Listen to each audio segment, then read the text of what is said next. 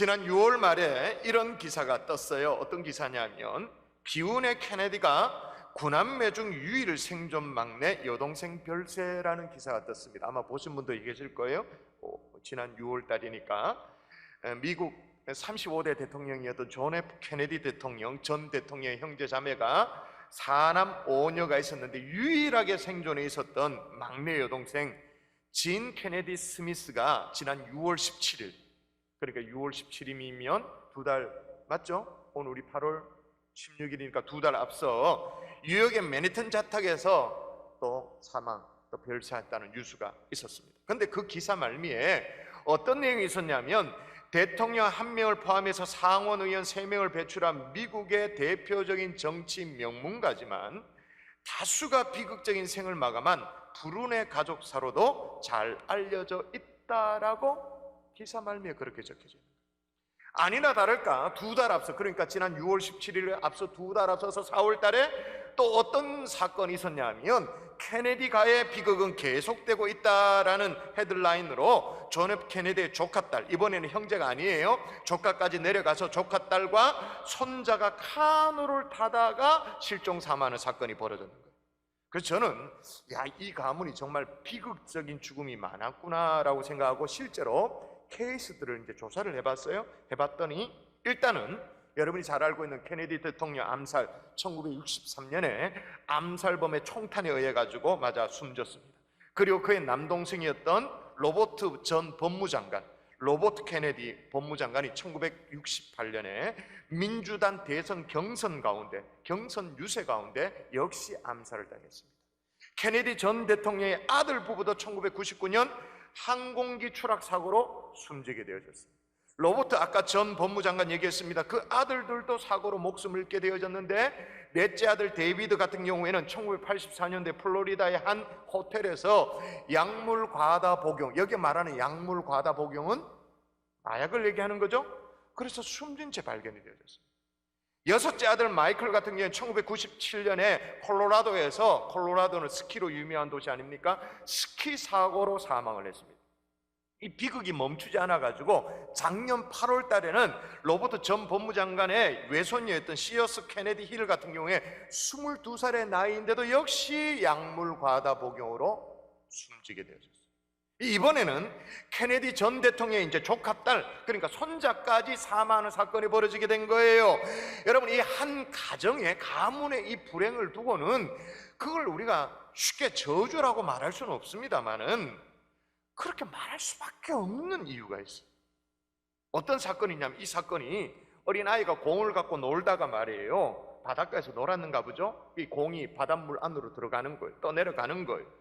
이 공을 찾으려고 엄마와 아들이 카누에 올라타고 그렇게 가다가 돌아오지 못한 거예요. 근데 이게 이상한 게 뭐냐면 미 해안 경비대에 의하면 그 지역에 그때 그 시간에 풍속이 얼마였냐, 시속 48km의 바람이 불었어요. 강풍이 불은 거예요. 거의 태풍, 바람이 시속 48km, 태풍 수준이에요. 그런데도 카누에 올라탄다? 그것도 꼴랑 공 하나 주술라고? 뭐가 신인 거죠? 맨정신으로 이게 있을 수가, 상식적으로 있을 수가 없는 일이에요. 여러분 생각해 보십시오. 전 미국인에게 사랑을 받는 정치 명문 가문이 왜 이렇게 몰락하게 되어지고 당대뿐만 아니라 자손까지 이렇게 비극적인 죽음을 맞이하게 되어질까? 여러 가지 분석이 사실 많이 있습니다. 많은 분석이 있고 이유가 있습니다. 그 중에 제1로 손꼽히는 게 뭐냐? 존 F 케네디 가문은 후손에게 하나님의 진노를 물려줬다는 거예요. 이게 무서운 거예요. 하나님을 배교하고 하나님을 대적하는 어떤 그런 가풍을 물려줬다라는 것입니다. 그래서 도저히 하나님이 복을 주실래야 주실 수 없는, 하나님이 가증스럽게 이길 수밖에 없는 엄청스러운 불행과 비극을 자녀 손들에게 물려줬다, 그 말입니다. 여러분 아시다시피 존 F 케네디가 대통령에 당선되자마자 제일 먼저 한 일이 있잖아요. 뭘 했어요? 많은 업적이 있었습니다만은 가장 아쉬운 게 뭐예요? 미 전역에, 그 당시에는 학교에서 성경을 가르쳤습니다. 근데 성경을 가르치지 못하도록 법으로 막은 거예요. 그리고 법을 세워가지고 학교에서 공교육 현장에서 기도를 못하도록, 주기도문 못 외우도록 법으로 막았어요. 여러분, 대통령 취임식에 성경에 손을 얹고 선사하는 나라에서 아이들에게 성경을 가르치지 못하도록 법적으로 막았다. 이 인본적인 결정, 불신앙적인 결정, 물론 케네디 대통령이 그 외에 아주 돋보이는 업적들이 많이 있습니다만은 아이들에게 성경과 기도를 가르치지 못하도록 하는 이 결정의 폐해는요, 자기 당대는 몰랐겠지. 그 폐해가 어마어마한 한 사람의 가장이 하나님을 거역함으로 말미암아 현재까지도 그 비극이 계속되어지고 있다고 해도 이건 과언이 아닌 거예요.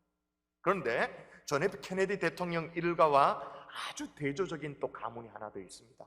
들어보셨을 거예요. 조나단 에드워드 가문, 조나단 에드워드 목사님. 18세기 미국이 정말 영적으로 암흑할 때, 정말 극도로 타락되어 있을 때, 그때 어두운 그 미국 사회에 영적인 부흥운동, 신앙의 부흥운동, 그걸 일으켰던 정말로 신실한 청교도 신앙의 집안입니다. 조나단 에드워드. 이 한 사람의 경건한 이 가장이 이 자녀들에게 정말로 축복을 물려줬는데, 그 이후로 조나단 에드워드 사후에 150년 동안 그 후손들이 어떻게 살았는가? 이거는요, 워낙 많은 논문이 나와가지고, 워낙 많은 연구 논문이 나와서 그냥 찾아보면 다 있어요. 아예 통계가 있어요. 그 후손이 1394명으로 번창했는데, 지금 따져보면 더 많이 늘었겠죠. 숫자가 더 많이 늘었겠죠. 일단 간에 학교 교장이 13명, 교수가 65명, 의사가 60명, 또 목회자 집안이었기 때문에 목사가 100명, 군인이 75명, 관리직 80명, 저술가 60명, 언론가 18명, 그 중에는 부통령이 탄생되어지고 상원의회는 다수 인정. 한 사람의 경건한 이 가장이 자녀들에게 축복을 심어주니까, 축복을 물려주니까 그 가문과 후손들이 길이 빛나는 가문과 후손이 될 수 있는 줄 믿습니다. 아멘이십니까? 저는 이걸 꼭 말이에요. 이게 인간보다 그렇게 말하고 싶지는 않습니다만은, 그렇지만 저는 확실하게 한 가지를 믿는 게 있어요. 이거 믿습니다.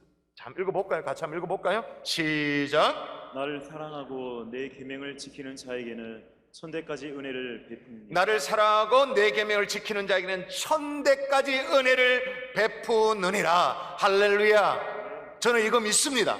여러분 믿습니까? 이거? 아멘. 진짜 믿습니까? 저는 믿어요. 그러므로 여러분, 부모로서 자녀들에게 축복을 심는 것은 그 어떤 것보다 중요한 거죠. 자, 오늘 본문도 보세요. 히브리서 11장 믿음장을 기록하고 있는데, 자, 오늘 기록된 이 믿음의 사람들이 자녀들에게 뭘 하는지를 자 보십시오. 자, 한번 읽어볼게요. 이삭을 봅니다. 믿음으로 이삭은 장차 있을 일에 대하여 야곱과 에서, 아들이잖아요. 두 아들이잖아요. 쌍둥이들 아들 야곱과 에서에게 축복하였으며.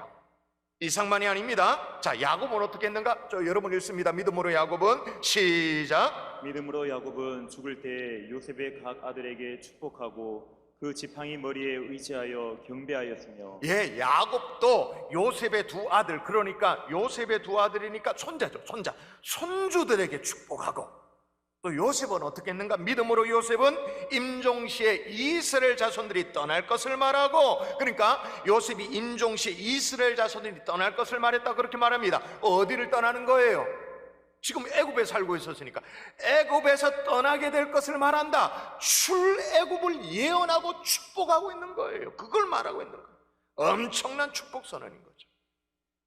여러분, 이제 각자에게 생각해 보십시다. 나는 우리 자녀에게 뭘 심고 있노? 케네디 가문처럼 비극적인 미래를 심고 있는 것인가? 비극적인 사상, 비극적인 이념을 심고 있는가? 누가 봐도 그 미래가 버젓이 보여지는 그런 저주를 심고 있는 것인가? 아니면 하나님의 축복을 심고 있는가? 여러분, 자녀들의 가슴마다 하나님을 심어주고 신앙을 심어주고 자녀들의 앞길에 하나님이 축복할 수밖에 없는, 하나님이 부어주실 수밖에 없는 그런 축복을 유산으로 남기는 하나님의 종들 될 수 있기를 주 예수 이름으로 축원합니다. 아멘. 그런 위대한 부모들이 될 수 있기를 주의 이름으로 축원합니다. 아멘. 여러분, 그렇게 축복해야 되는 이유가 있어요. 왜 축복해야 되냐? 따라 하십시다. 믿음의 절정은, 믿음의 절정을 한 번 더, 믿음의 절정은 믿음의 절정을 축복이다. 축복이다. 제가 왜 이렇게 얘기했냐면요, 오늘 본문을 보니까 진짜 희한해요. 왜 희한하냐면, 자, 아브라함의 아들이 이삭이었고 그 다음이 야곱이었고 요셉, 요 정도 족보는 알잖아요. 성경 좀 읽어봐서 아, 이삭, 그 다음에 야곱, 그 다음에 요셉. 그 생애가 얼마나 드라마틱해요. 얼마나 믿음으로 한 일이 얼마나 많아. 보통 사람이라면 시도도 못할 일들 엄청 섞여. 예를 들어 볼게요. 이삭 같은 경우에 소년 시절의 말이에요, 아버지 아브라함의 손에 이끌려가지고 모리아 산에 올라갔잖아요. 올라가면서 제가 몇 주 전에 말씀드렸습니다만, 아버지, 불과 나무는 여기 있는데 번제할 어린 양은 어디 있습니까? 라고 물었어요. 여러분, 이 풀스토리를 다 알죠? 이 다 아는 사람은요, 이게 진짜 가슴 저미는 질문이란 걸 알 수 있어요. 번제할 어린 양은 어디 있습니까? 지금 아버지 아브라함이 지금 무슨 명을 받고 모리아산에 자식 이삭을 데리고 올라가고 있어요? 이삭을 바치라. 아버지 아브라함이 대답을 해요. 번제할 어린 양은 여호와께서 준비하시리라. 그리고 모리아산 언덕에 올랐는데 아버지 아브라함이 장작을 쌓고 번제단을 쌓고는 자기를 묶네. 하나님께서 준비한다 그랬는데 나를 꽁꽁 묶어버려요. 그리고 번제단에 눕혀 칼을 들고 막 내리치려고 해. 그 순간에 하나님이 천사를 통해서 뭐라고 말씀하셨어요? 아브라함아, 아브라함아, 그에게 아무 일도 하지 말라. 내가 내 아들 독자까지도 내게 아끼지 아니하였으니 네가 이제야 네가 하나님을 경외하는 줄 아노라. 요 대목에서요, 야, 아브라함도 아브라함이지만 이삭을 한번 생각해 보십시다. 번제할 어린 양은 여호와께서 준비하신다라고 하셨는데 아버지가 내 손을 묶고 나를 제단 위에 눕혀 죽일라 그래.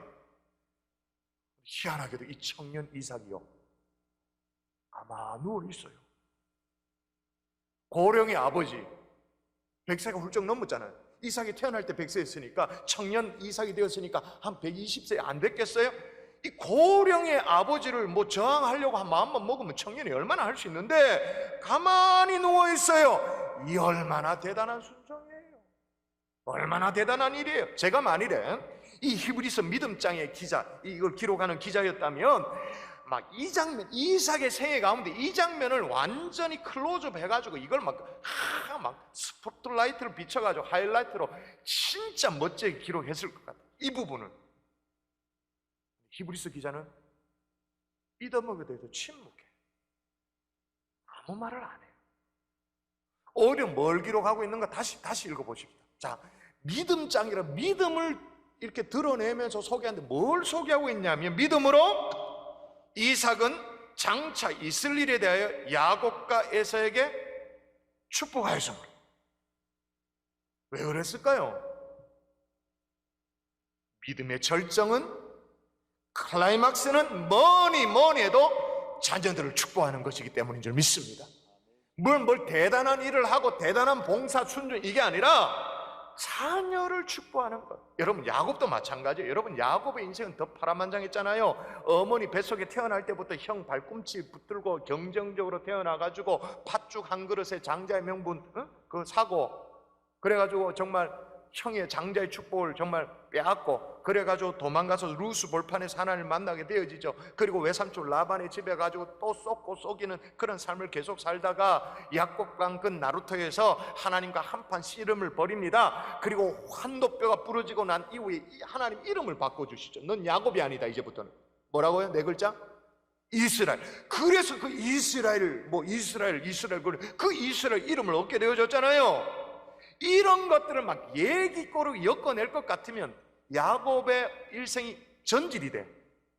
몇 권의 책으로 나올 만큼 한두 가지가 아니에요. 믿음으로 하고 순종으로 하고 대단한 역사를 느꼈던 건 많아요. 그런데 히브리서 기자는 이 모든 파란만장한 인생에 대해서 다 침묵해. 딱 하나 집중해. 여러분 읽습니다. 믿음으로 야곱은 시작. 믿음으로 야곱은 죽을 때 요셉의 각 아들에게 축복하고. 기껏 집중하는 게 뭐냐면 야곱이 죽을 때 축복한 거. 왜 그럴까요? 다시 말씀드립니다.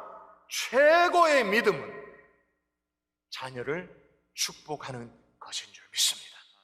그래서 이스라엘 백성들, 유대인들의 탈무드에 보면, 히브리인들의 탈무드에 보면 이런 말이 있어요. 부모의 손끝에는 하나님이 계신다. 다시요. 부모의 손끝에는 하나님이 계신다. 그 어미의 손끝에는 하나님 계신다 그 말이에요.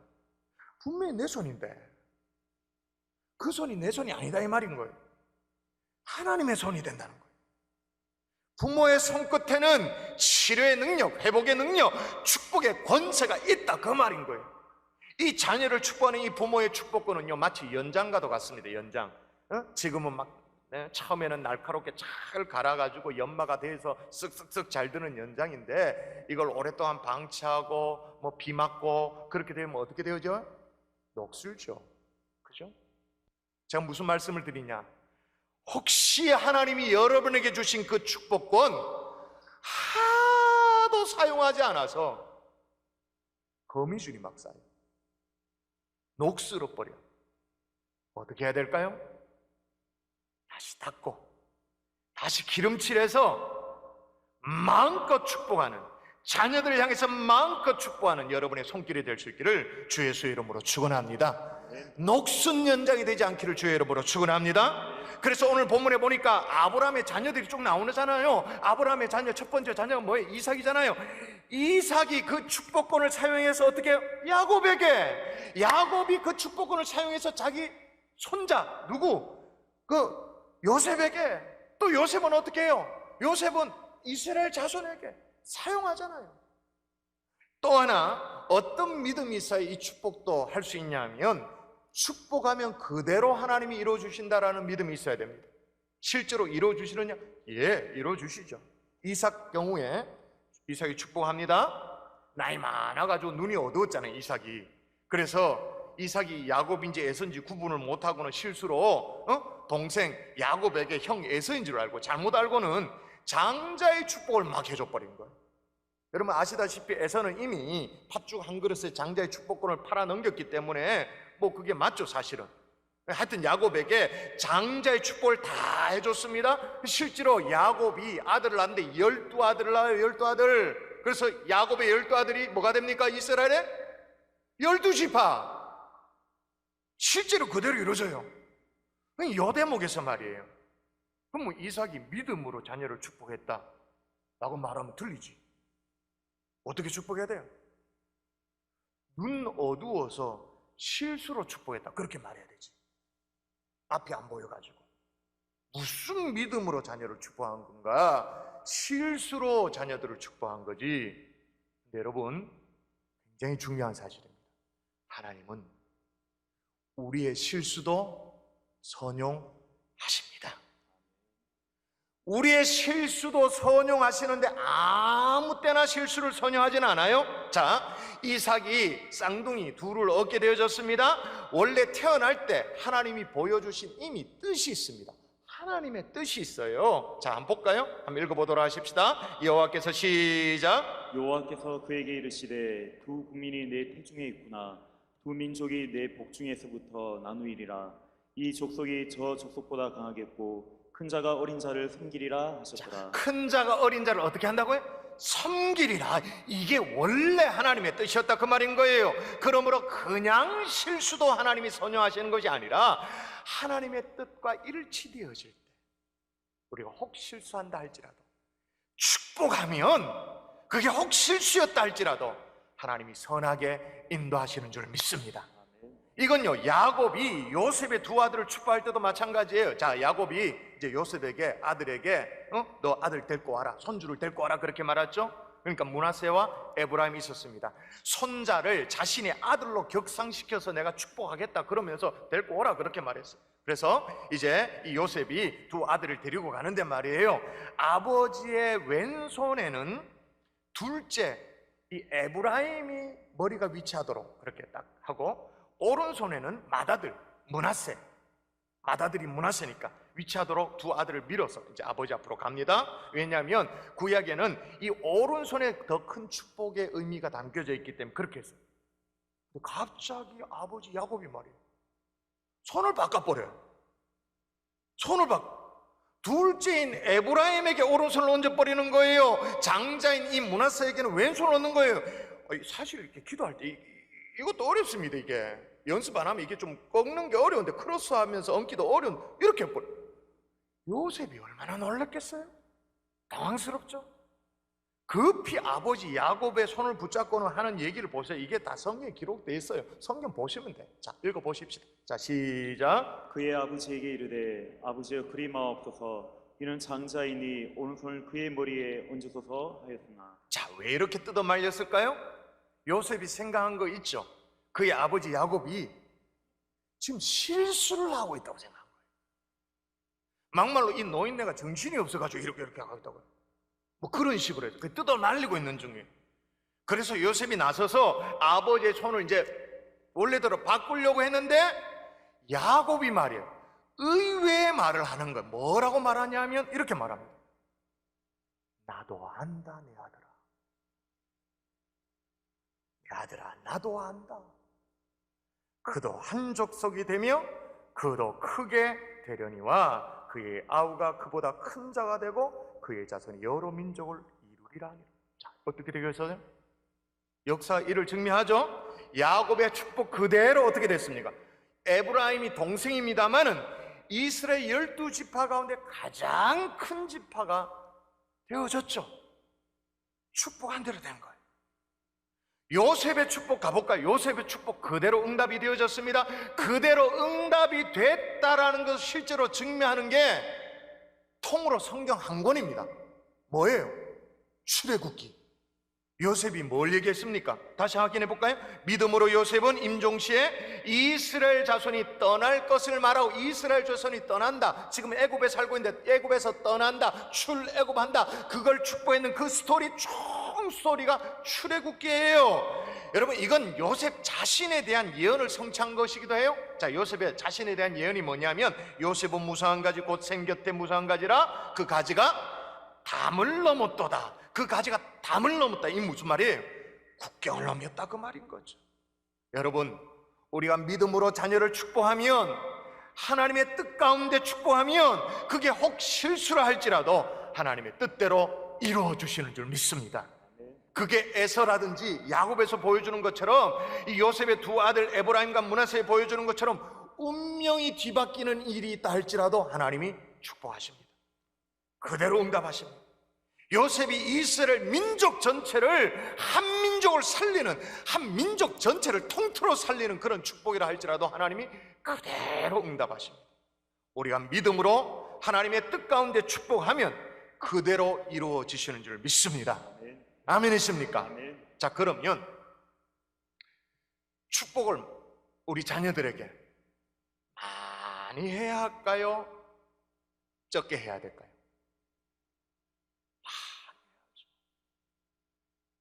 많이 해야 그 속에 혹 내가 실수했다 할지라도 하나님의 뜻에 맞는 게 있을 수 있으니까 많이 축복해야 하죠. 아멘이십니까? 말씀의 결론을 맺을게요. 그러면 어떻게 축복하면 좋을까?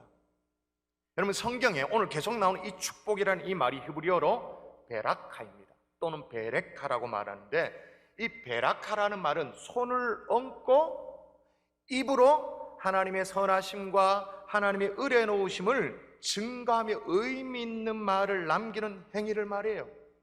다시요, 축복이란 말은, 베레카라는 이 말의 의미는 뭐냐면, 손을 얹고 입으로 하나님의 선하심과 하나님의 은혜로우심을 증가하고 의미 있는 말을 남기는 행위. 쉽게 말하면 뭡니까? 축복 기도죠. 여러분, 이 축복권을 녹슬게 하지 않기를 바랍니다. 믿음으로 축복하십시오. 기도로 축복하십시오. 그러면 하나님의 뜻이라면 반드시 이루어 주실 줄 믿습니다.